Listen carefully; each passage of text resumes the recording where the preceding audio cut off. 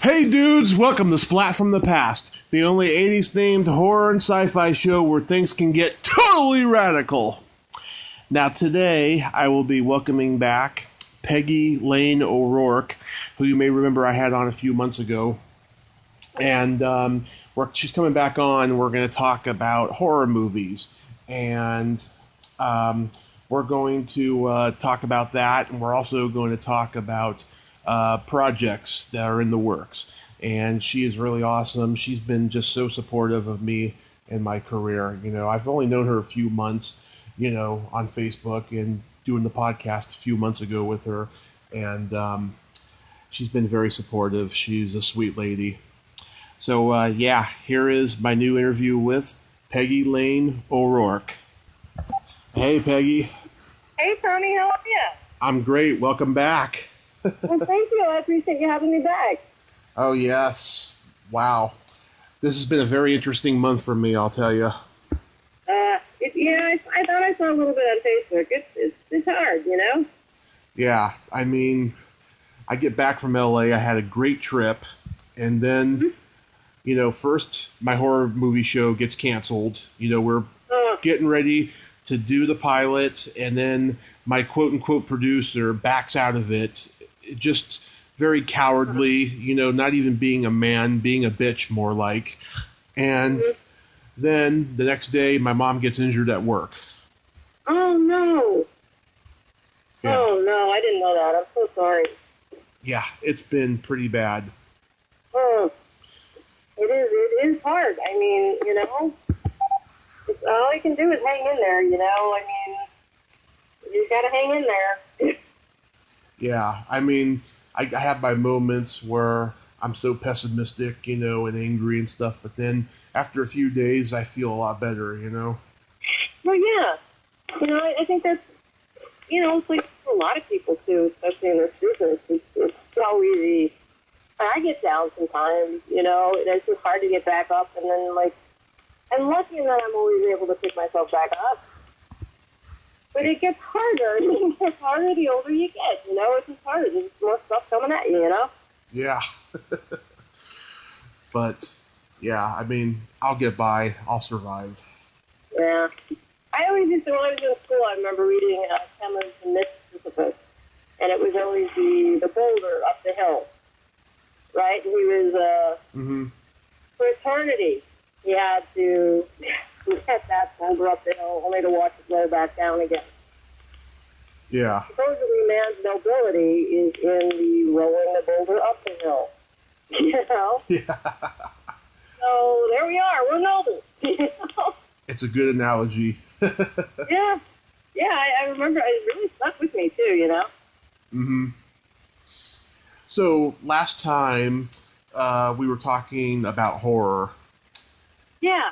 And yeah, it's funny. I completely blanked on what we were going to talk about. You know, I went back and listened to like the last 10 minutes of our previous podcast to see if there was anything, you know, worth talking about. And I totally forgot about the horror. So. Oh, right. Do you remember the first horror movie you ever saw?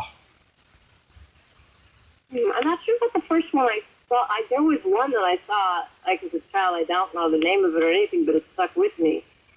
But the one that stood out for me was Halloween. Mm-hmm. It's like I had never seen a film like that. I was freaked out for like 3 days, you know, because John Carpenter, you know, he shot the opening through the mask. There's a lot of handheld, and he did a lot of things. He played with a lot of the tropes that a lot of other people did that I haven't seen anyone do. You know, like most horror films or even action films, a lot of films they almost cue the kill. You know, with the music, you hear it. A couple people split up. You know, you go that way. Oh, one of you guys is gone. You know, when you hear the music cueing it. And what he did, like he had music coming up exactly the moment that you saw him. You know? Yeah. It was like, oh my God, no, I almost hit the ceiling. You know what I mean? Just like no one had really done that. Or we had, you know, the Fear the Reaper in there at one point, and he just popped up midday, like by the bushes, like, oh my God. Like that stuff really gets me more than like the rain and the thunder and all that, you know, because atmosphere, but this is like, wow, that's terrifying in daylight, you know? Mm-hmm. Yeah, my first, oh my God, you're gonna love this. My first, when I was about a year old, my parents had me watching The Shining. Oh my God! Yeah. Wow, that's a tough one. Yeah. Wow. All work and no play makes Tommy a dull boy. Yeah. That's quite a movie, man. Yeah, they had it on VHS, on this Kodak VHS tape. I still have it, but in 1987, we taped it over for Back to the Future. And how appropriate.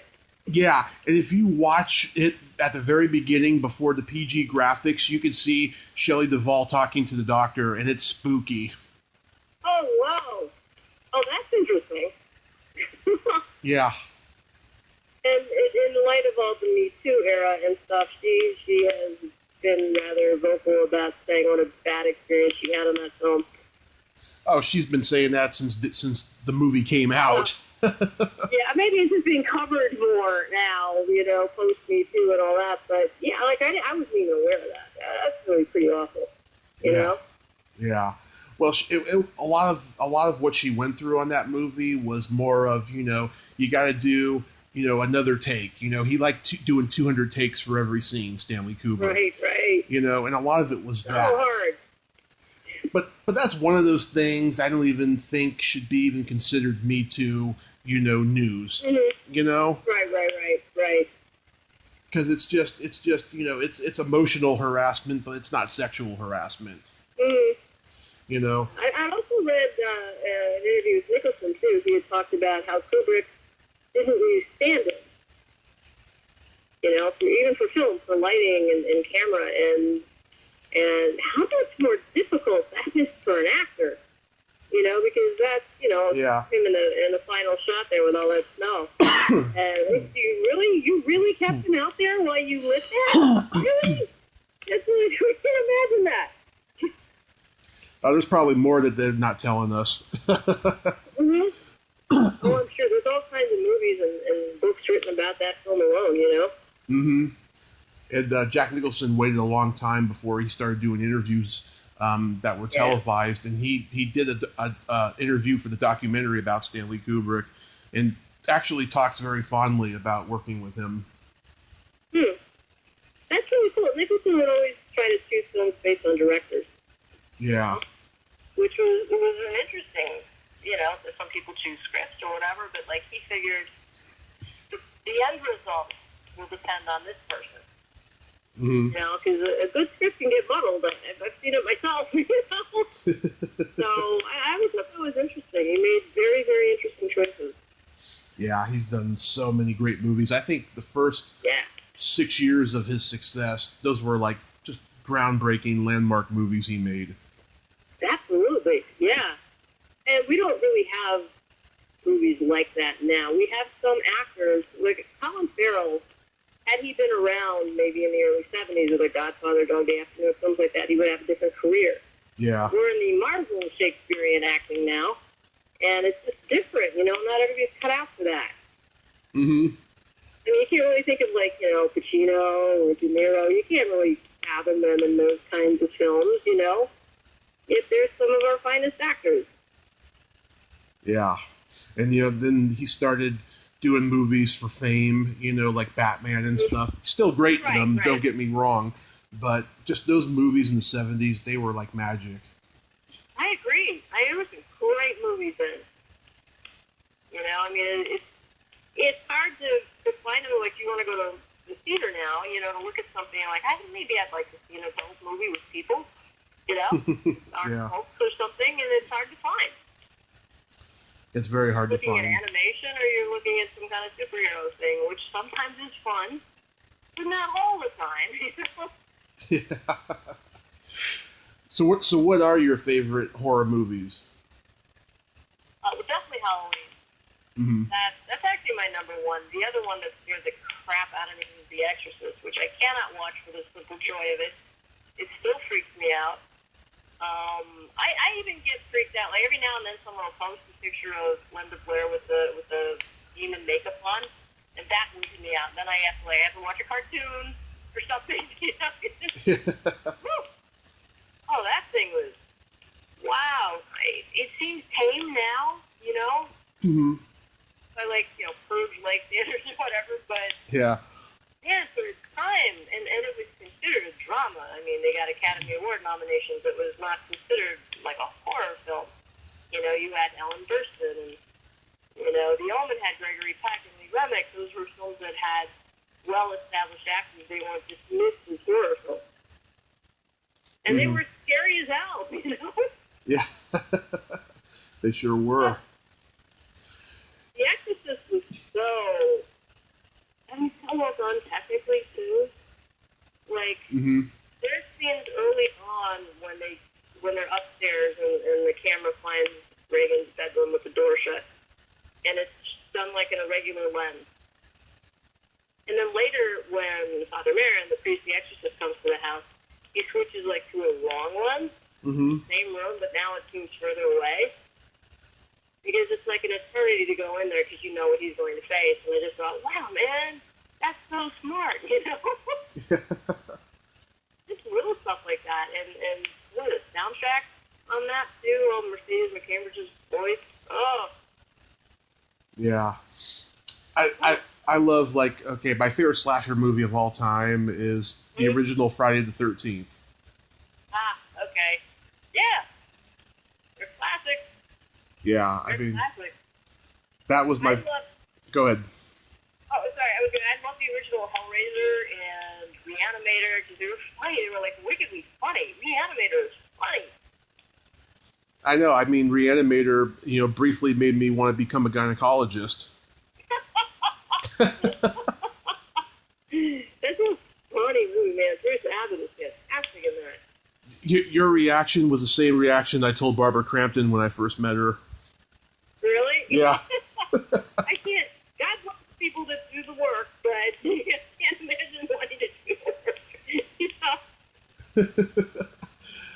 Yeah, I love Reanimator also. I love the 1978 Dawn of the Dead is just a masterpiece of zombie work. Oh my God, that's a great movie. Yeah. Yeah, Creepshow. Creepshow is funny too. I like the little dark humor in it. I mean, that was the one thing The Exorcist didn't have. There was never a moment where a character went, "Oh, come on," you know. Yeah. One of the things that Wes Craven did so well with the Scream franchise was that they poked fun at all the tropes, you know? This is the part where I would die running away from you, you know, or something. I wrote a horror anthology movie script. I wrote parts for everyone that I've interviewed and have gotten to know at conventions over the years, and I just hope to God I get to make it with them, you know? Oh, that's fantastic. Yeah. You know a lot of people. That's a lot of parts. Yeah. There's a couple stories in the script I need to fix, but I think it's going to be really entertaining and great. It's going to be like the Pulp Fiction of horror. That'd be awesome. You should do that. I mean, just do the GoFundMe thing or something, you know, Indiegogo, Kickstarter, some way to do it. Yeah, well, I have this other script I want to make first called The Summer of Trespass. It's a slasher. It's a homage to slasher movies from the 80s that I made that I really want to make. And I've met up with a couple producers, directors in Hollywood last month that might be interested in doing it. I got offered a part in their movie, and so so we'll see where that takes me. But I think definitely they'll at least take an interest in the script. You know, it's one of those, you know, you scratch my back, I'll scratch yours type of scenarios. Well, sure, of course. Yeah. And let's see, what else do I like? The third Nightmare on Elm Street, I love that one. Oh, that's right. I forgot about that franchise. Yeah. I remember I saw the first one with my mom. And for the first 20 or 30 minutes, you know, we were kind of, this is pretty cool, you know? I mean, Johnny Depp's in it, right? It's a pretty cool concept. And then there was, I'm probably not giving anything away to anyone, you know, I think your audience knows you. But 20 or 30 minutes and the character stands there blood and all this stuff, and my mom was like, "Oh, that's so cheap." Like, just like a cheap effect. Like, you had a smart intellectual theory about things permeating your dreams, and now you're gonna just okay. I just thought it was like, she made a point, you know? You do need that. Well, it depends on the audience, I guess. I mean, I love the first Halloween. I saw the most recent one after seeing all the rave reviews, and I was like, to me, it lost the heart of the original. It's just, the original wasn't gore. It was suspense. You saw the aftermath of it, but you didn't see what happened, you know? Mm-hmm. Yeah. In a way, to me, that's almost more horrifying. I just can't believe I've interviewed so many people from that franchise and Friday the 13th. It's just incredible, you know? Well, that's so cool. Yeah. It's just insane. But, yeah, Nightmare 3 is my favorite of all of them. And it's also the most attractive of the movie posters. I don't think that they ever really drew the Freddy posters that well, but I think that one is the best one. I'm gonna have to look at the posters. I don't recall them. They all kind of seem the same to me because, you know, they just kind of do. Well, it's Freddy's face, and he's got all the kids like right there in front of him, and the blades are out and stuff. It's a really cool poster, and I don't know how they got lucky with that one, but it's good. But yeah, I think they're cheesily drawn. I mean, the first one that doesn't even look like Heather Langenkamp at all. Yeah. Mhm. Yeah. Whatever's coming. Oh, I'm blanking on her name right now. From Halloween, PJ Souls. Yeah, what happened to her? She's been on the podcast. She wow. She doesn't, I don't think she acts as much anymore, but she does a ton of conventions, and she loves her fans. Oh, that's so cool. Yeah, I met her 2 years ago at Son of Monster Palooza, and she was so sweet. She gave me a hug and everything. Oh, that's really nice, because, I mean, she was adorable in that movie, you know? Mm-hmm. Yeah, she still is. Yeah, that's pretty cool. Yeah, I mean, oh my God. When she did those movies, when she did Halloween and Rock and Roll High School and all those movies, and Carrie, she was in her late 20s, but she looked like she was at least 21. Oh gosh, I didn't know that. Yeah. Wow, she probably passed for younger. At least almost well, not quite a decade at that age, but you know. Mm-hmm. And Terry Bolo has told me she loved working with her too. I know Terry Bolo. Mm-hmm. Terry's a very good friend. We had lunch last month when I was there. Oh, how nice. Yeah. Oh my God. My mom absolutely adored her because she's just so funny. She's got great stories, you know, and you know, it's funny. I spent my whole life watching her on screen, and she's got those very distinctive eyes. Like you can pick her out of a lineup, you know. Yeah, you could, right? Yeah, but she's just so sweet, and I just enjoy talking to her. And she enjoys talking to me, too, she's told me. She's like, I just can't believe how a guy as young as you just knows so much about show business from her generation, you know? Right. We have a genuine love for it, you know, and it shows. Oh, thank you. Yeah, it's funny. I've interviewed a lot of cult movie podcasters, too, which I'm not going to do anymore because I have found that they're only doing it so they can say I talked to so-and-so. They're not really that passionate about it. It's just right. They were very boring interviews. Yeah, no, I can see what you mean. Yeah. I mean, it is a passion. It's a love for an art form, you know? I mean, it's a tradition. Mm-hmm. Yeah, I'm sure it goes back long before, like, the old Frankensteins and the mummies and Boris Karloff, but it's a tradition. You know, it's that collective. If you don't scream at something, maybe it's a release of tension. You know? Yeah. Maybe you're not as angry and scared as you were, you know? Well, you know, they say horror is a release of tension. Exactly. It's that collective scream that you all have and then you laugh at yourself, you know? I mean, you really can't replicate that. You can't get that at home, you know?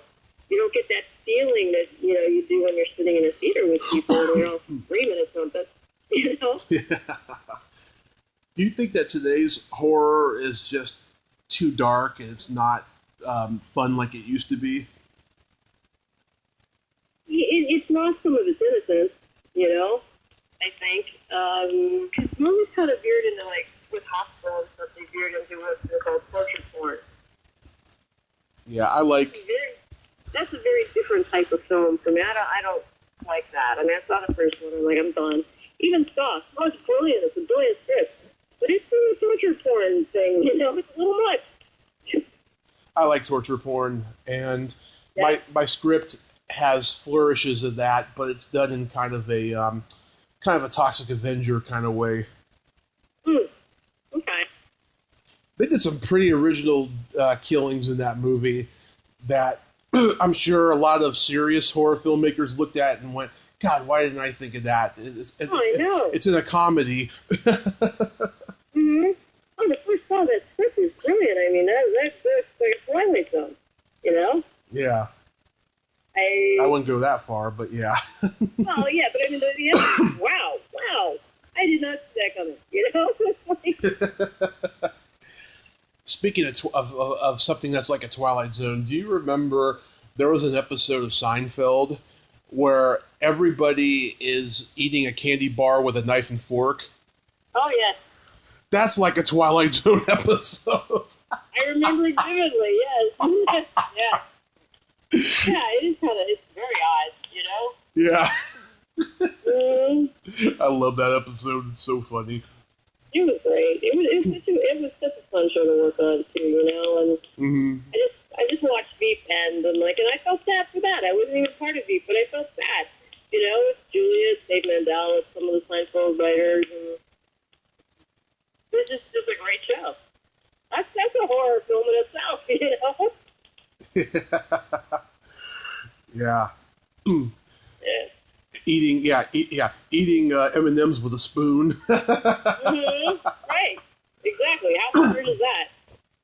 Yeah. Yes, real people, you know? Yeah. I love the Twilight Zone. Oh, brilliant. I haven't seen the new CBS All Access ones. I want to check those out. Yeah, I haven't seen it either. But the classics, oh my God. You know, the guy with the stopwatch. Oh, yeah. What did you think of Jordan Peele's Get Out? I love Get Out, but I thought it was great. I haven't seen the new one that he has yet. I haven't either. I was gonna go. Yeah, it's still at the theaters here. And I want to go see it. I was a little offended though by that comment that he made that he'll never have a white man play the lead in his movies. You know. I did see that, and I understand representation and all that too. And yet, you don't really need to say it. You can just show it. You can just show it. Okay. Yeah. It's like, he's starting to become Spike Lee, And it's like, I understand you're telling the truth about, what has gone on and what you have seen with racism, But how about make a movie where, you wish it was, this way, where everyone's equal. Right. You know what I mean? It's just, they don't want to do that. I don't know why. Yeah, I do want to see Us before it's, it's not the same watching stuff at home through iTunes. I watch a lot of movies on iTunes. It's just not the same, My TV is not a movie screen. I didn't even know there was movies on iTunes. Oh, yeah, there's a lot. And they even have a 99-cent rental. Like on a Tuesday, it's 99-cent rental day, by the way. Mm-hmm. And there's usually 2 movies that you can rent. There's other ones, too, but they're in the newer release vein. Not that new, but, just around the time that we leave the cheap theater and hit, DVDs or stuff. It's around there. It's been out a while, but it's still 99 cents. You're like, ooh, I didn't see Pull That. Okay. Yeah. Did they still have music? Oh, yeah. Oh, tons. But the movie thing is kind of cool because I got Apple TV. So, and I find that there's a lot of movies that I don't need to go to the theater for. If it's like a smaller drama or something, that's just as good on my TV. It's not like some 3D IMAX thing that bring it. I'd rather see that there, Mm-hmm. Yeah. Like, even horror films seem way less scary. I can put the light on, I can hit the pause button, I can, go to the refrigerator, calm down a bit, go back. Yeah, it's funny, You can also rewind and stuff, Yeah. Which is kind of cool. Yeah, it's funny, Well, oh, go I ahead. don't know if you talk about horror film or not, but one of my favorite films, Cronenberg's Scanners. Oh, there's no contest. Great movie. Oh, talk about rewind. When I finally got to see that thing on TV, Mm-hmm. I watched that head go up far too many times. Yeah. How did he do that? It was brilliant. I love a lot of his movies, like The Dead Zone and Yes. Rabid and The Fly remake. I love those. Right. The Cronenberg, and it's like a psychological type of horror, his films as well, Mm-hmm. But yeah, Scanners I thought was brilliant. That was one of my favorites. Yeah, it actually reminds me I need to reach out to Stephen Lack for an interview. He did a podcast interview like a year ago with a guy I know. I should reach out to him for an interview too. Oh yeah, definitely. How long were you in Los Angeles? I was there 5 days. Oh, okay. I met up with so many people. Like, I wish I could have met up with everybody, but then again, I'm going to be down there, for a while later this summer, so. Oh, very cool. At least. Yeah, it's a lot. It's a lot to meet people at the schedule. The traffic alone, you're only a couple hours a day just there. Because I'm sure you found out. Yeah, I'm not a morning person, and now I have to learn to be. No, I know. It's hard. I used to play in bands for years. So I was always kind of on this night clock, and then when I started getting into television shows and stuff, it's like, I'm getting up at 5 a.m. to go to bed at 5 a.m. What the hell? Yeah, I'm just not a morning person at all, and like everyone has to leave a couple hours early before they get to where they are, and then if they get there on time, they're going to be just fucking bored waiting there. It's true. It's really true, and it's so much traffic here. If you ventured off to the west side at all and encountered the 405, it's brutal. It's Yeah, oh my God, we on the last day. Okay, we went to Monsterpalooza that Sunday, and then we went to go visit Terry at Dearly Departed Tours, and we went into the museum there, and I didn't know that there was going to be a replica of the car that Jane Mansfield crashed in, and wow. I don't know if I told you about my car accident. No. Yeah, I had a car accident 4 years ago that was pretty bad. Ooh. And it triggered, post-traumatic stress disorder when I saw it. I could see why. Oh, wow. Yeah, and I told Terry about it later, and she was like, "Oh, I'm so sorry. I wish I had remembered. I would have let you know and stuff." But right. It was. Oh no, that's real horror. That's real horror. It really is. I mean, that's a legitimate fear. Wow. Are you okay now, or? Yeah, it was pretty bad. I was in a coma for 30 days. Oh my God. Oh, I'm so sorry. Yeah, I woke up on my mom's birthday. Oh, see. And I was in the hospital 5 months or 6 months, and I broke my leg in 7 places. I got a mild heart attack. I broke my sternum, and I had gallstones. I mean, it was a mess. Oh my God. Oh, that's horrible. It was a mess. I was close to death, and I probably did die and come back. It's just no accident you came back on your mother's birthday. That's no accident at all. I have never missed my mother's birthday. Yeah. Ever. And so it was destiny. Oh. And wow. That's when that's a lot. I decided I was going to pursue show business after having it be a hobby for so long and not doing anything. Yeah. And the reason why I didn't do anything was because I didn't know how. No one mentored me. Everyone thought I was stupid and that, I had no support, And I really got it when I got out of the hospital and stuff. I mean, sure, I had my haters and what have you, and I still do, yeah, but everybody does. Everybody does. Yeah. You can't let that get to you, Yeah. I mean, if anything, what's a bigger signal that life is short and you should pursue what you want? You know? Mm-hmm. Because, well, why be miserable and happy your whole life? It's like if you have a passion, whatever it is, you know, those are hurting people. Don't do that. But if you have like a passion for something creative, that's the good Lord saying, go for it. You know, I think. Yeah, I think that God allowed me to go through what I did with, alcoholism and social anxiety and all that stuff because he had a plan for me, Right, exactly. Exactly, and you're doing it, you know? Mm-hmm. Finally. You're doing it. 4 years I've been doing it now. Well, it's not easy. Nothing's easy. I mean, I've been acting since, God, I got my SAG card when I was 10, you know? Mm-hmm. So it's not an easy business, not for the faint of heart. But if you really love it, so what else can you do, You're not really cut out for anything else.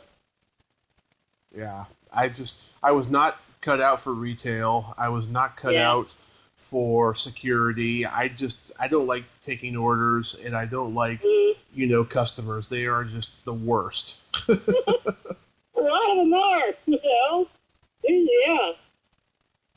Especially, I look at people in gas stations or returns, and I think, God, that's such a hard job because everyone's unhappy. Everyone is coming to you as a problem. No one's saying thank you. Everyone's mad at you. They're not mad at you, but they're mad at something, and you're going to get the brunt of it. And then you have to go home and be okay and not take that home with you, I think that's a really hard job. Yeah. I used to think to myself, God, how does this manager act when he's at home with his wife and kids? God, he must drive them AWOL. Right? Yeah. Yeah, I think if you're going to be treated badly, go on your shoulders and act on the shoulders, Hopefully. Yeah. I mean, I did like, being a bouncer in bars and security and stuff because I'm not bragging or anything, but I got a lot of ladies. Oh, I don't doubt that, yeah. I don't doubt that at all, yeah. Yeah. You're very tall, aren't you? I forget. I'm very tall, yeah. Yeah. I'm 6'3". There you go, yeah. Yeah. Do you ever think of, trying to get work in films and stuff yourself? Even starting it as, background work with central casting and stuff? For your look. It's funny. I tried. Okay, I tried just before I left the Bay Area, and I did it a little bit before my accident. They shot the pilot for Silicon Valley in Palo Alto, and I tried to get in it. Yeah.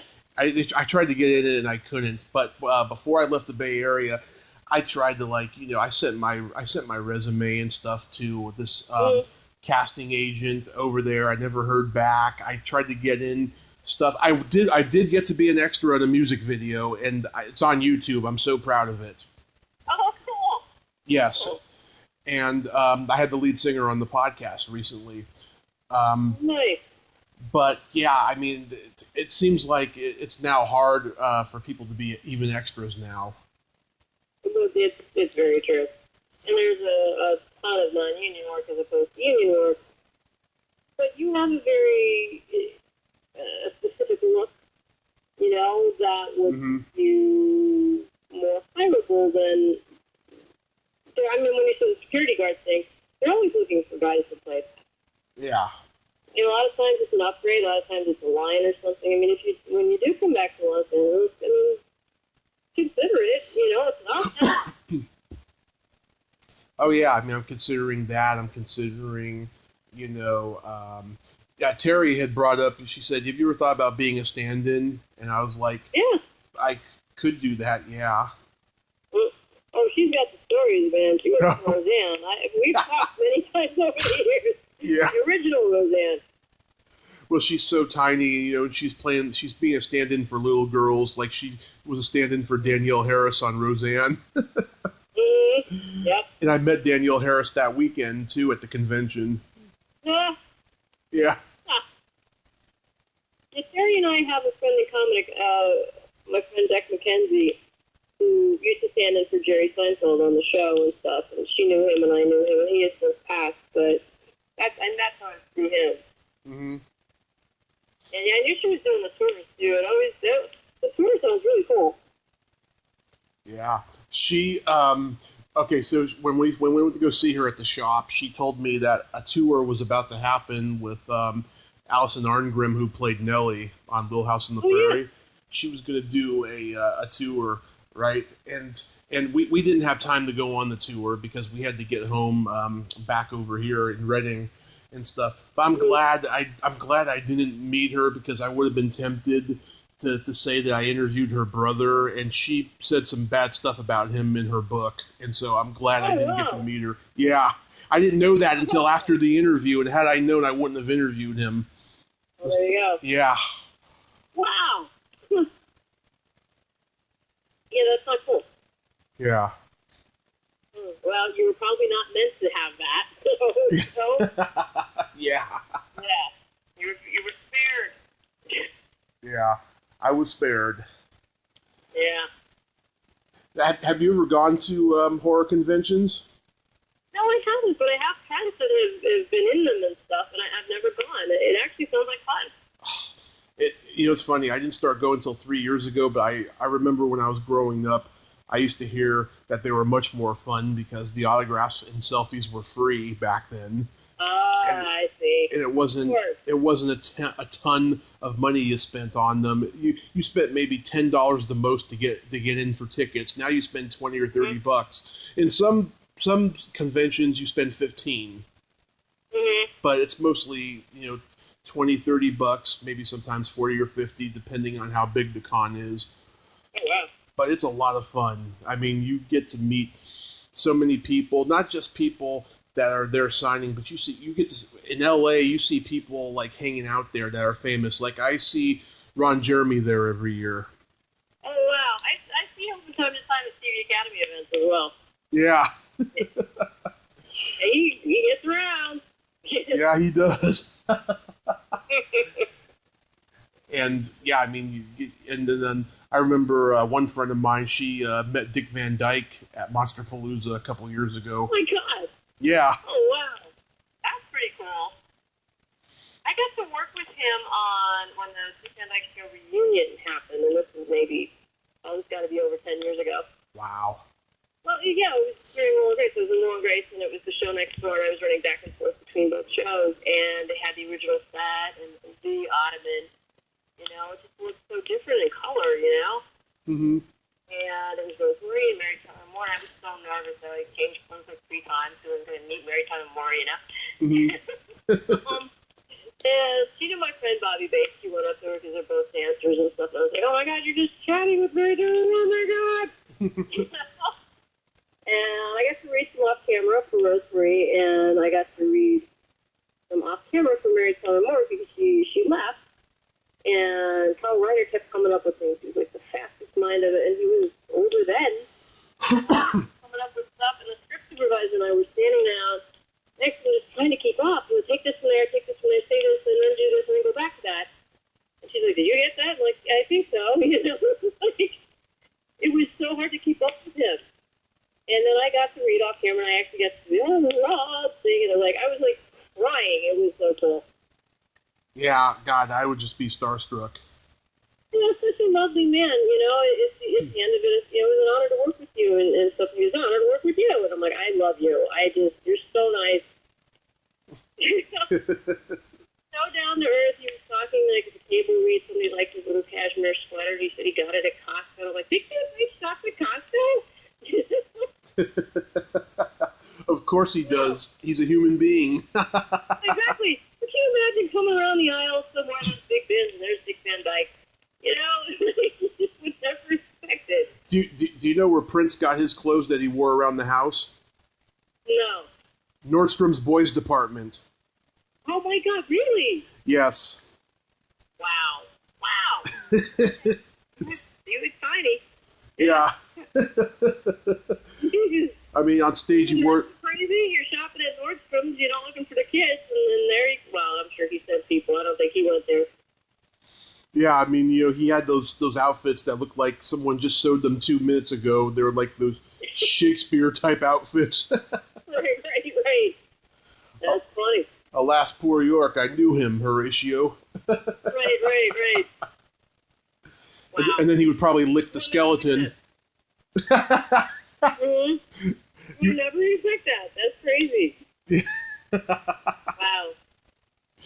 Wow. Yeah. Conventions are a lot of fun though. And when I go out there, I'm planning on volunteering at them and stuff, and doing more press at them. I covered a horror festival in Santa Rosa last year. That was a lot of fun. Oh, nice. Yeah, I wish I could been there all weekend, but I was only there on Friday night, and it was a lot of fun. There seems to be an awful lot of them. I know Monster Palooza is one of them, and I don't really count the Comic-Cons, but there's a lot of festival experience, but there seem to be a lot of horror festivals as well. Yeah, people are jumping out on the bandwagon during the convention craze. Right. A lot of rich people are putting cons on, just in their backyard because they want to make a profit. They're not even passionate about the genre. There you go. And that's the difference, Yeah. And that really is the difference. And and you have that passion, so, Yeah. definitely do your film. Even shoot like a little test of it, like a sizzle reel or something. Do like a 1 to 3 minute sizzle reel of it. Yeah, I have the passion and I don't have the money. I know. Like, people give money to people with passion. That's Indiegogo, Kickstarter, GoFundMe, all that. I raised money to do my show Down on the Go. It's the hardest part is getting the money. I think it's all hard, but boy, that's the part that doesn't come easy. This year I have donated three Indiegogos, and so my name will be in the credits of 3 movies. Very nice. Yeah. Very nice. Yeah, that's very cool. And then, if you were willing to donate to other people's things, other people would be willing to donate to yours, Mm-hmm. Yeah, I'll figure it out. It's just, my scripts are just so ambitious, though. There's special effects and everything. I'm just like, how can I, will I be able to, fund somebody to do special effects for me, There's always film students. I did a lot of short films before I did this web series and stuff, and film students have access to a lot of things that we don't have. Green screen alone. There's a lot of stuff that, students can do in post. There's green screen, there's locations. Sometimes you don't need a permit because they're film students. Mm-hmm. I was shocked. I was like, I don't need to get a permit? We're students. Like, oh my God. This is a whole new world here. I went to high school with a guy who won an Emmy last year, who's out there making films. I can't remember what it was he won the Emmy for. His name is Mickey Finnegan. Okay. Yeah, he made little films for our school's sports rallies, and they were so great. I was just like, he's going to be a filmmaker. He's going to do something someday. Yeah. And I ran into him about maybe 10 years ago, and he had been out in LA for a few years, and he was making short films, and no one was really seeing his work, and now next thing you know, he's winning an Emmy. That's fantastic. I've been trying for, this will be my 3rd year now. It's hard, What, best stand-in? No, I produce, write, and direct on it. I know. So I'm kidding. Show, outstanding short form web series, They call it short form now for 2 minutes and under. So, if there were awards for stand-ins, I know a lot of people would get them. Yeah. I remember when Stephen Wright won the Academy Award for Best Short Film for The Appointment of Dennis Jennings. He goes up there and he says, if I had known I was going to win, I would have made the movie an hour longer. That's funny. Yeah. That's very funny. Mm-hmm. Yeah. I love that. And I love Stephen Wright. My dad and I Yeah.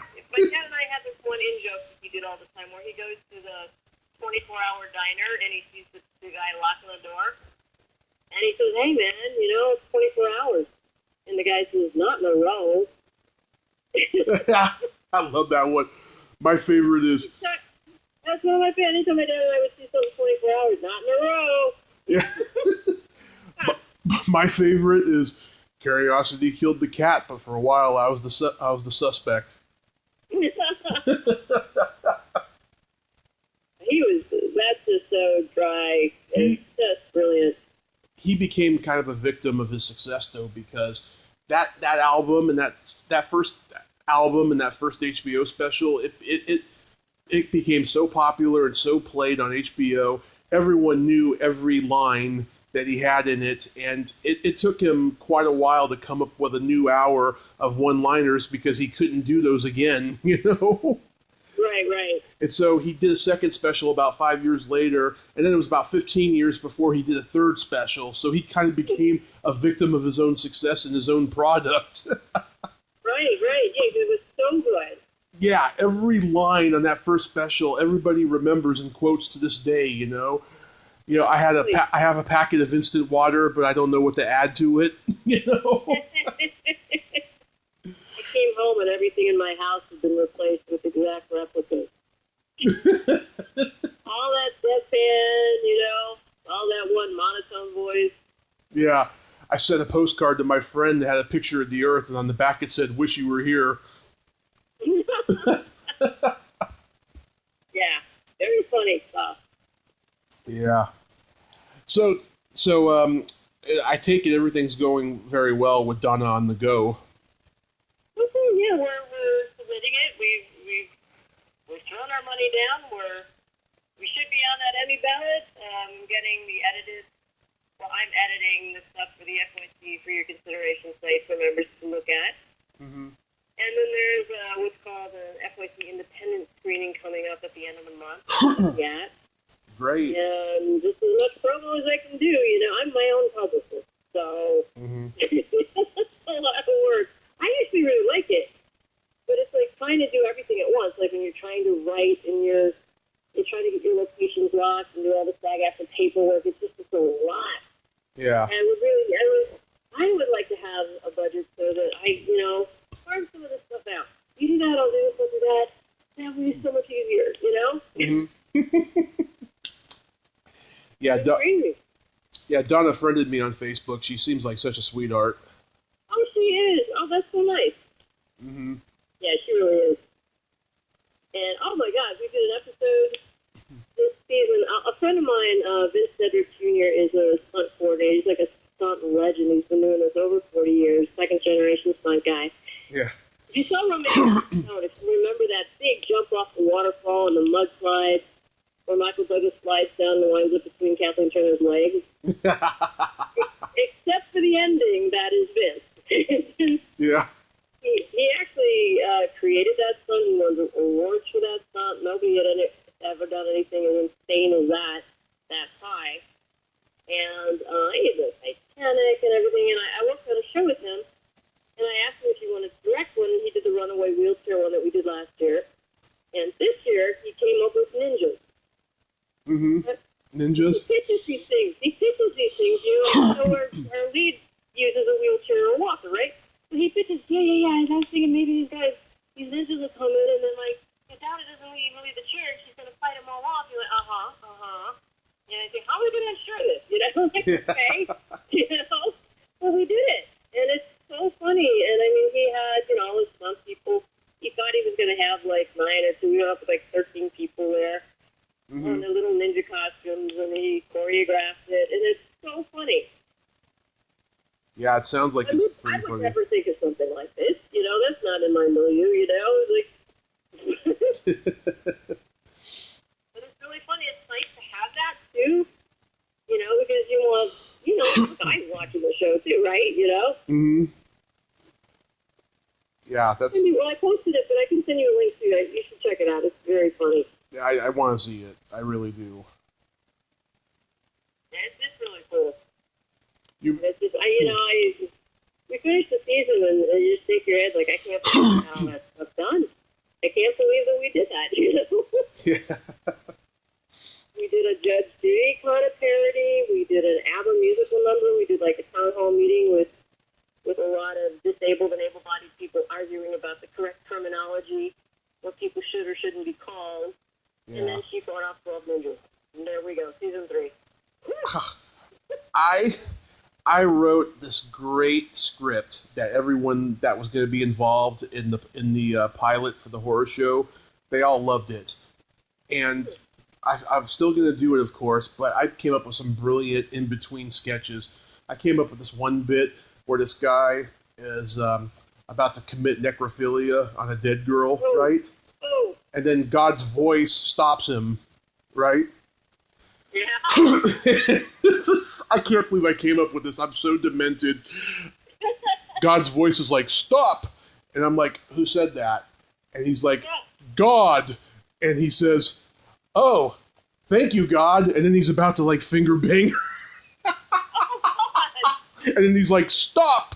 And then, you know, it just goes back and forth like that for, like, a minute or so. I was just like, I can't believe I came up with that. And then I had this other skit where it's a married couple. They just got married, and the woman is tickling the husband because that's a fetish of his, a tickle fetish. And he says to her, "How did you get so good at this?" And she says that she used to be a dominatrix. And then he breaks the fourth wall and gives this creeped out look, and he says, "Oh, honey, can you pass me those papers I got over there?" And then she gets the papers, and on the back it says divorce papers, and she's like, "What are these for?" And that's kind of like my homage to Laughing. Yeah. That's funny. Thank you. Yeah, it's a shame that, you know, I have to wait a while now to do it. Yeah. I know. It's not easy. If it was too easy, everybody'd do it. You know? Mm-hmm. I've heard a lot of people do it, which is amazing. Yeah. And it's funny, you know, I'm a guy, you know, who's been doing stand-up 13 years, and I don't really have that much improv training other than high school level, but I want to take, you know, improv classes when I get to LA. I want to, like, go to, like, Harvey Lembeck and the Groundlings and stuff. And absolutely. Do that. Didn't Terry go to UCB, or am I wrong?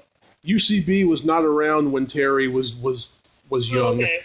That came later from Amy Poehler and Matt Walsh and all those people. Terry was one of the founding members of the Groundlings. That's what it was, Groundlings. I knew she did one improv group. Yeah, well, she did more than just do it. She was a founding member. Yeah.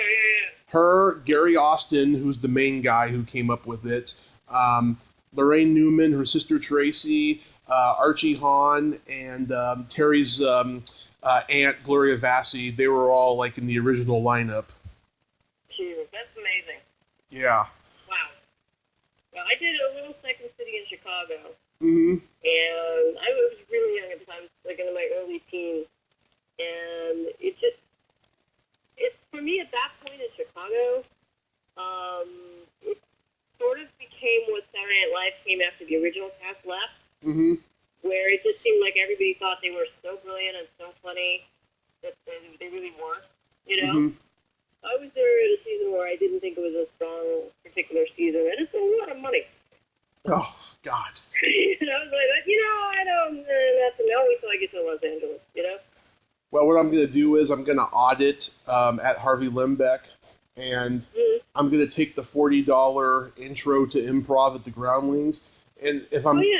And hopefully I'm good enough. If I'm good enough, maybe I can ask for, you know, a sympathy pass if they, like, you know, say, oh, you got to take other classes. You're brilliant, you know. I'll just be like, you know, I just moved out here. I'm on a fixed income. I got no work, you know, and stuff. Maybe we'll see what happens. But definitely. Yeah, you never know. How will you know if you don't ask, you know? Exactly. So have you been listening to my podcast? I have. I actually heard a few of them. I was listening to Deborah Lamb's because I know her. I've yet to meet her, but I know her. We're friends. Which one did you listen to of me and Deborah's? I was the first one that came up in the Google search, so I don't remember the date. I don't remember the date. Do you remember what we talked about? It was sexual in nature. It was masturbation. Well, guess what? Tomorrow, tomorrow's my 2-year anniversary of this podcast. And oh, congratulations. Oh, thank you. And not only am I having a great guest, I'm also having Deborah and another former guest back on. But me and Deborah, we're going to do a sequel to that episode. Wow. Because it's May. Yeah, because it's May, and May is International Masturbation Month. How did I not know that? I feel very, very blessed that you didn't judge me from what you heard on there. Of course not. I know you, you know. Oh. Make sure like I know you. I know, it's just, I'm one of those people, you meet me one time, you feel like you know me your whole life. That's a gift. Yeah, I've been told that by a lot of people. My mom thinks I have a lot of charisma. There you go. It's a gift to have that to make people feel comfortable, you know? Mm-hmm. You know you? It really is. Not everyone has that. Yeah. Dogs, they just love me from the moment they see me. Very cool. I get that from my mom because my mom has that too. She's got that quality that dogs like. Yeah. Yeah. I have it too. I'm a foster fail. I can't. I've got a few dogs now, and it's like, oh my god. Yeah. Well, that's what I got from you. You know, the first time I talked to you was that you're so honest and so real, and you're such a fun, free spirit. Oh gosh, thank you. I appreciate that. Of course. I try. You know, I get you after a while, but hopefully you can pull yourself out. You know. Mm-hmm. Because everybody gets that. Everybody gets knocked down. Everybody gets depressed. It really is. It's Captain Marvel did a beautiful sequence about this, and I just finally got around to see it. They did this beautiful sequence where he gets in her head about all the times she fell down, and then she sees in her head herself getting up after all those times. Yeah. I thought, that's just a beautiful thing to say, and a beautiful message to send to everybody. Mm-hmm. That's really what it is. Man's nobility is rolling that boulder back up the hill. Exactly. You know, resilience. I was just talking about that with another guest who she says she's pretty resilient, and she dealt with a lot of, boys clubs and writers' rooms on TV and stuff. Mm-hmm. And so she's been pretty resilient her whole life too. And she was very glad when I told her, how collaborative I am with women, and like I'm not threatened by them when they come up with something funnier than I do. There you go, right? Right. I know. There's not a lot of men that can say that. Yep. So did you research the game? No, I didn't. I was trying to, and then I kind of ran out of time. I had to do some union stuff, but I didn't get to. Well, I got about 8 minutes, so it's just it's a 4 silly question game, and it's just funny, just being dorks, basically. This came out of an improvisation with a friend I was having a podcast with about 9 months ago, and she said, you should play that game with lots of guests. I'm like, I should, and now it's become a guest favorite. So, very cool. Peggy, are you ticklish? I am. Okay, after each question, you have to ask me the same question back. Okay. And Tommy, are you ticklish? I am not only ticklish, I am baby ticklish. Yes.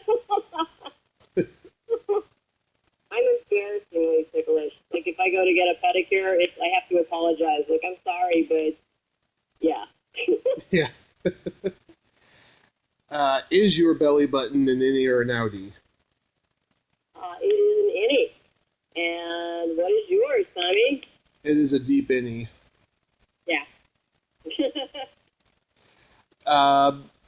What color are your toenails painted right now? They're actually clear. There is no polish on them right now.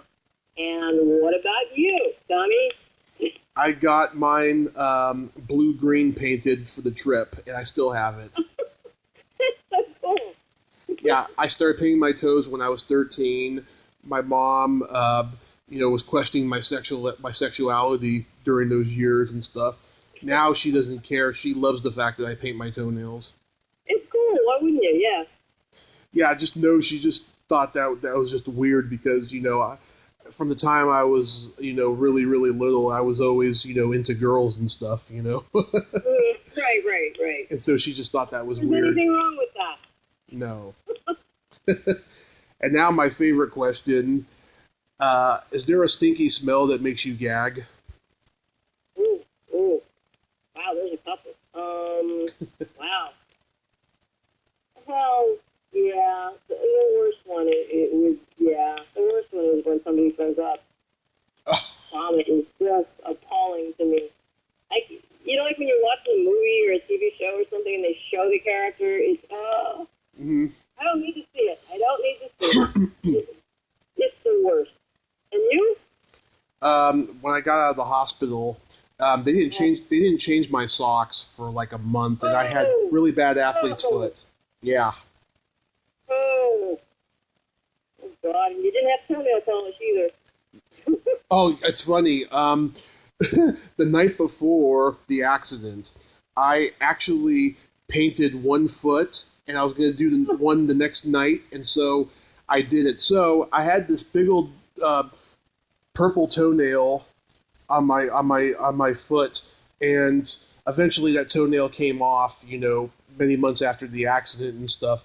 Mm-hmm. But yeah, I just had one foot painted purple. And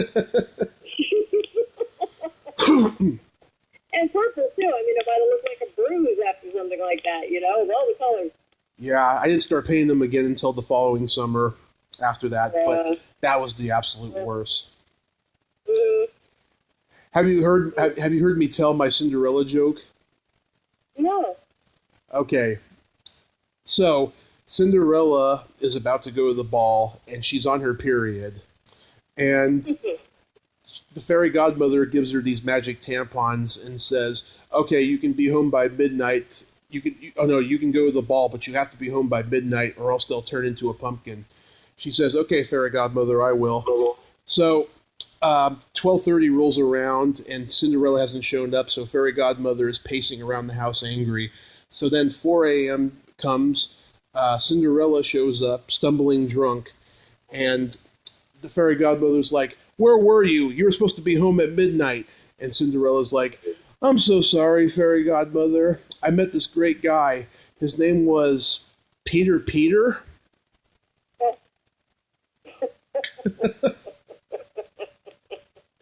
Hello. I love that joke. Oh my God, you should actually see me tell it just after the punchline. I give this really creepy smirk so the listener knows it's time to laugh. There you go. That's cool. I'm a lot of fun at dinner parties, I'll tell you. Oh. I bet you are. Well, Peggy, I thank you so much for coming back on. Oh, thank you so much for having me. I really appreciate it. Yes, I'll let you know when I'm out there and stuff. Yeah, please do. I hope I'm not being presumptuous, but I think that we're going to be good friends when I go out there. I think so, too. It feels that way already, Yes, and you've been so supportive of me. I appreciate you so much. Oh, of course. I appreciate your support, too. Mm-hmm. We have to support each other, You do. In this day and age, yes. You really do. It's so important, Mm-hmm. So I thank you so much, and of course, I'll be tagging you on this, tagging you in this on Facebook. I will share the hell out of it. You know that. Of course. and I'll have an actual picture of you this time, not the ice cream cone. I read this from my ice cream cone. Yeah. My cone work. Yeah. Okay, hon. You have yourself a great day.